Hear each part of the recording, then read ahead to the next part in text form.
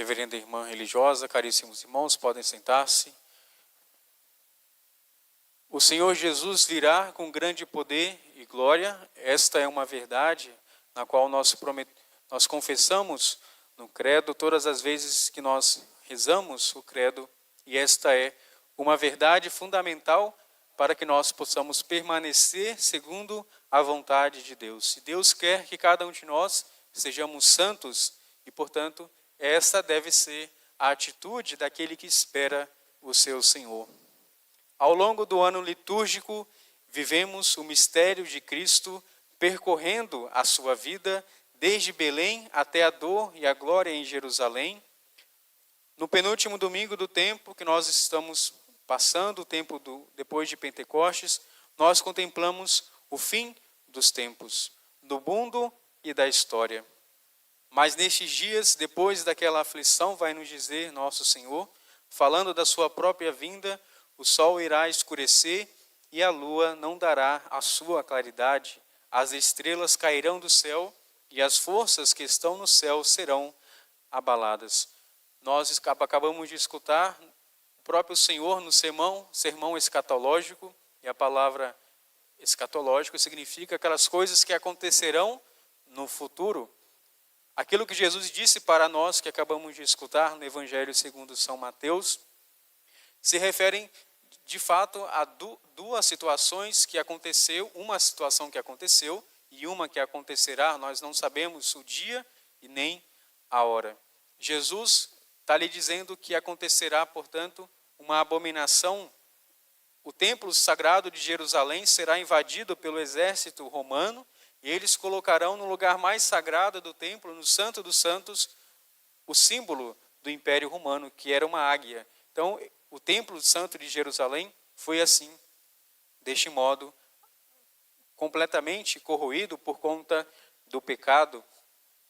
E os judeus perceberam que isto a nosso Senhor, e devemos, portanto, olhar com muita cautela aquilo que nosso Senhor quer que nós meditemos a este respeito. Coloca a pilha. Quando nosso Senhor estava dizendo sobre aquilo que aconteceu, que viria na verdade acontecer, ele estava profetizando algo que iria ocorrer depois de 40 anos da sua ascensão aos céus. E de fato, todos os judeus que estavam ali, que não aceitaram a proposta de Jesus e não acolheram a sua mensagem, eles sucumbiram pelo poder do Império Romano, e o Império Romano com seus soldados vai cercear a cidade de Jerusalém. E diante de vários dias, os cristãos que tinham escutado a profecia de Jesus sobre a destruição do templo de Jerusalém, eles vão fugir para as montanhas, e os judeus que permaneceram infiéis a nosso Senhor Jesus Cristo vão ali continuar vivendo como se nada tivesse acontecendo. E quando o Império Romano chega para destruir a cidade, para destruir o templo, nós vemos que Jesus estava, neste modo, afirmando aquilo que iria acontecer 40 anos depois da sua ascensão aos céus. Quando nós, então, deste modo, escutamos este Evangelho, nós devemos ter ciência de dois fatos. Jesus estava se referindo a algo que iria acontecer em breve, e por isso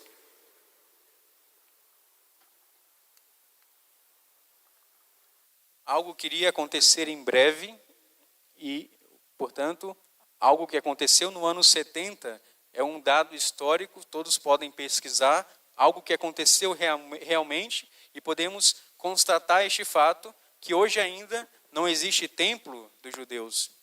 Existe apenas as ruínas do templo de Jerusalém. E nosso Senhor, deste modo, está ali dizendo para nós que iria acontecer algo muito próximo. O fim da cidade santa estava próximo. Mas, ao mesmo tempo, este Evangelho, ele diz para nós aquilo que acontecerá no final dos tempos. Então, nós devemos entender este texto sagrado que nós escutamos do Santo Evangelho destes dois modos. Um se referindo à destruição de Jerusalém, que aconteceu no ano 70 da era cristã, e algo que vai acontecer, nós não sabemos o dia e muito menos a hora. Por isso, Jesus vai dizer: ai das mulheres que estiveram grávidas ou estiverem amamentando. Imagine, uma cidade que está sofrendo por conta da guerra. As mulheres, sobre essas condições, terão grande dificuldade de salvar os seus filhos e também de salvar a sua própria vida. Portanto, Jesus estava dizendo algo que iria acontecer para a cidade de Jerusalém, para o templo de Jerusalém. Ele diz também que esse dia não poderia acontecer no dia de sábado, ou seja, se acontecesse no dia de sábado, seria uma grande desgraça para o povo judeu, porque o povo judeu não poderia caminhar longa distância no dia de sábado. Eles deviam o quê? Santificar aquele dia para estar na presença de Deus. Eles não poderiam, dessa forma, desobedecer o mandamento de Deus, e eles iriam morrer ali. E assim aconteceu. Todas aquelas pessoas que estavam ali, todos os judeus que estavam ali na cidade santa, foram mortos pelo Império Romano. Seja pela fome, porque eles não podiam nem sair, e os alimentos também não entravam, seja pela espada, que os soldados romanos mataram todos os judeus. E nenhum cristão, dessa forma como eu disse, morreu por conta que eles escutaram essa profecia de Cristo e se preveniram e fugiram antes que isso acontecesse. Isso vai ser narrado por Eusébio de Cesareia, um historiador do século IV da era cristã. Ele vai relatar que todos os cristãos, escutando e recordando aquilo, percebendo os sinais que estavam aparecendo naquele instante, naquele momento histórico, eles fugiram da cidade de Jerusalém e deste modo salvaram as suas vidas. Mas este texto também se refere àquilo que vai acontecer no final dos tempos. E aí Jesus vai nos prevenir de dois fatos. Um, em relação aos falsos cristos, aquelas pessoas que se apresentam como o próprio Senhor, como o Messias, aquele que vai resolver todos os problemas deste mundo e se coloca no lugar de Deus. Muitas pessoas são enganadas por essas pessoas que se colocam no lugar de Deus e começam a segui-las, se afastando do caminho da verdade que Jesus nos propôs na sua igreja. Ele também vai insistir para nós tenhamos o cuidado com os falsos profetas. Em toda a história da igreja houveram falsos profetas. Em nosso tempo também há diversos falsos profetas, seja apresentando para os fiéis, para nós, aquilo que é abominável a Deus. Nós vemos, portanto, que também no protestantismo isso acontece de um modo muito sorrateiro. De um lado, nós não percebemos a unidade de pensamento dentro do protestantismo. Alguns jogam na cara das pessoas que elas devem cometer abortos. Existem pastores que incentivam o aborto e também existem aqueles pastores que dizem que não é para cometer o aborto, que é uma abominação, é um pecado para Deus. Então nós vemos assim que estes são, na verdade, os falsos profetas. E também aqueles que, por conta de uma teologia da prosperidade, prometem grandes coisas para pessoas, mas, na verdade, eles querem apenas receber os seus dinheiros. Então, vemos assim que muitas pessoas vendem tudo o que elas possuem para dar àquela igreja, àquela denominação religiosa, para que assim possam alcançar grandes graças, possam alcançar assim a sua salvação. Pessoas que vendem os seus carros, as suas casas, apartamentos, para dar em troca de uma cura física por conta da sua salvação. Então, na verdade, esses são os falsos profetas, os quais Jesus também diz para nós. Mas, infelizmente, ao longo que nós escutamos nestes últimos domingos, que Jesus também vai nos dizer que dentro da sua própria igreja existe o quê? O joio e o trigo. E ele pede para que não sejam arrancados, para que não aconteça que, tirando o joio, o trigo também se perca.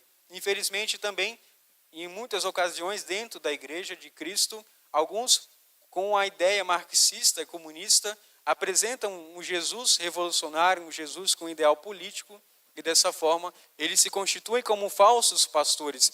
E de outro lado também aquelas pessoas que se dizem fiéis à tradição, fiéis a nosso Senhor, muitas das vezes, por conta da sua arrogância, fala contra o bispo, fala contra o papa, e deste modo elas se constituem também falsos profetas, porque anunciam uma falsidade. Um verdadeiro católico deve acatar a autoridade da igreja, porque foi assim que Cristo constituiu aqui neste mundo a sua autoridade. Vemos também que os falsos pastores e falsos profetas anunciam para as pessoas que certo ato não é pecado, sendo aquilo, objetivamente falando, um pecado. Eles se constituem dessa forma pervertores do povo de Deus, afastando uma multidão de pessoas da verdade e do bem.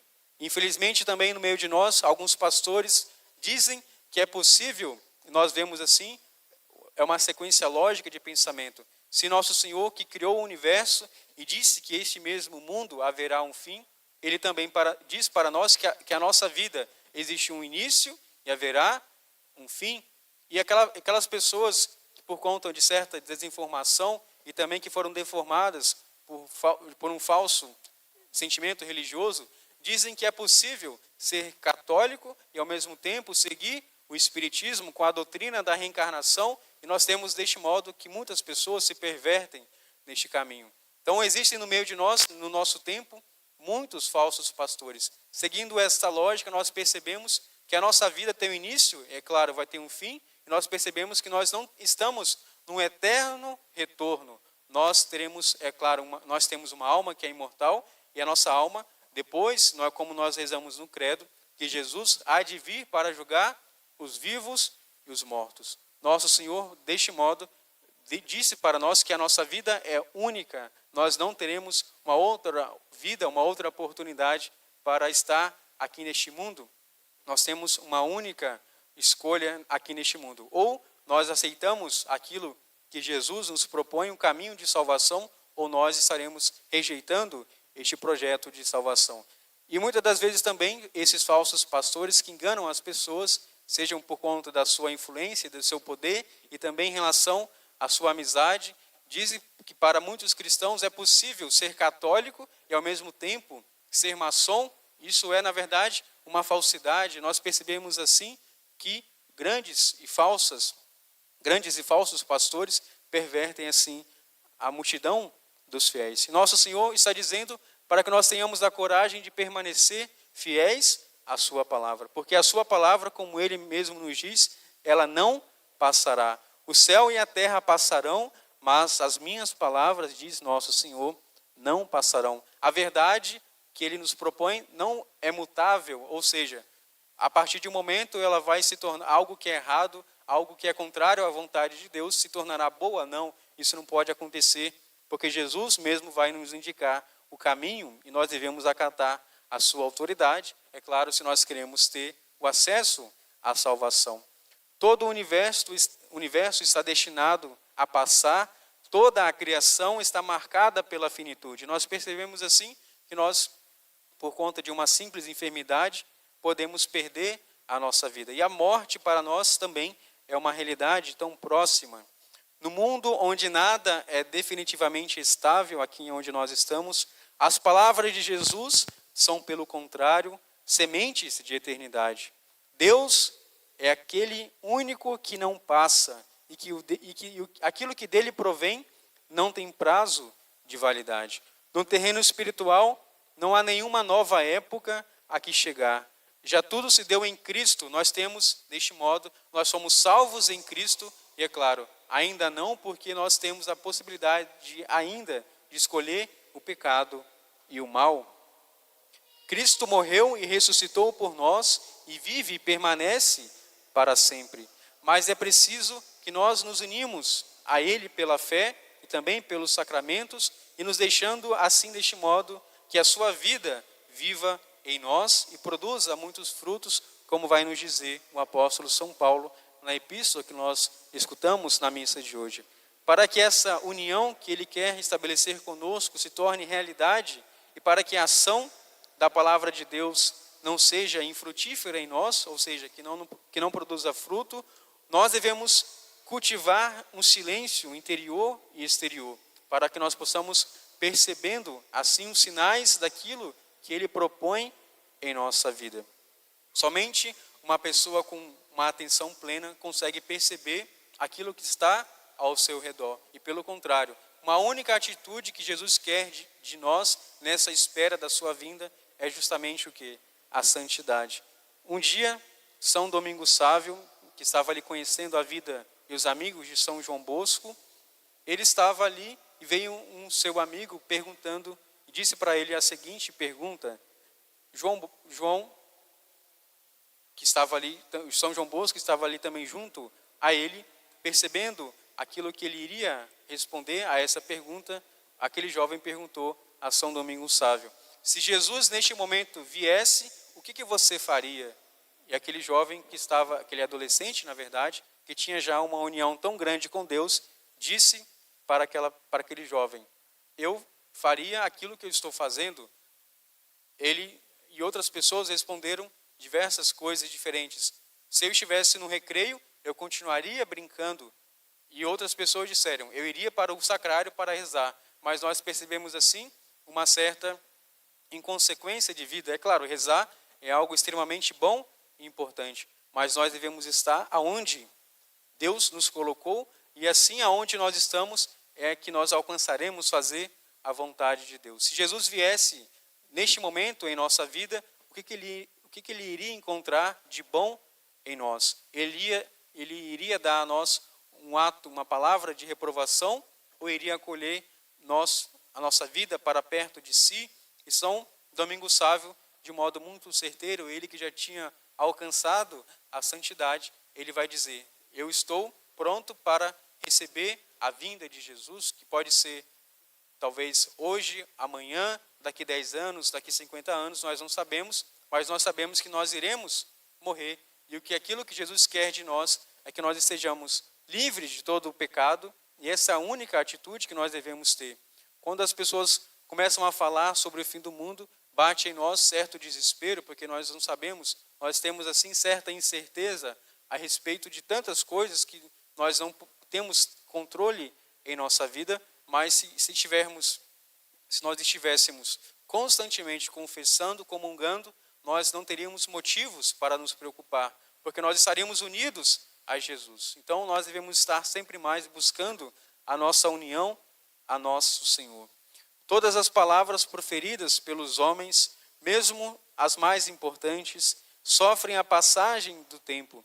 Pelo contrário, a palavra de Cristo, reunidas no seu Evangelho, nunca se gastam. Estão vivas e dão vida em abundância.